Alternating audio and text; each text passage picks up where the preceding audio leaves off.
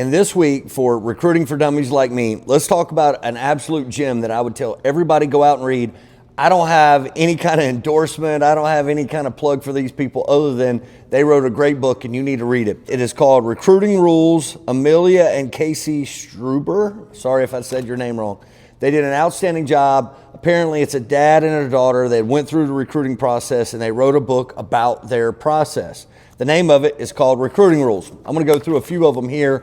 I'm going to give my spin on it, read the book. Shameless plug for their book. I don't make a dime from this. They did a great job. I want to talk about those topics, but also I want to kind of give our spin on it.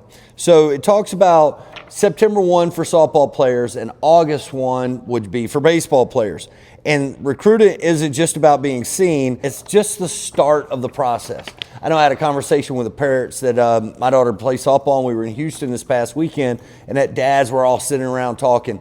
And we were talking about September 1 and, you know, the lead up to September 1. And I kind of cautioned everybody. I was like, hey, guys, we have to be very careful about the wording that we use around September 1 for softball and August 1 for baseball, just because that mindset really penetrates into your player. So, for example, if you're like, oh, September 1, that's where we're going to figure this all out. And then you get September 1 and you don't get a phone call, that's going to be a problem. And so not everybody's going to get that call on September 1. I hope everybody gets a call on September 1 and August 1st, but that's not the reality. That is just a start of the process. So if you don't get that call on September 1, hey, keep going. Maybe those coaches or that coaching staff, that's not their modus operandi. Same way for baseball. I can tell you, August 1, nobody baseball guy, my understanding is they're waiting until midnight, 12:01 on August 1st to make those phone calls.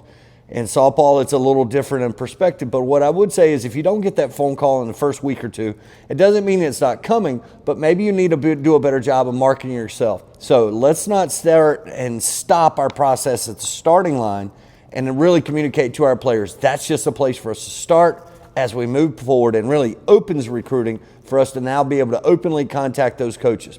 Keep going, guys. Play ball.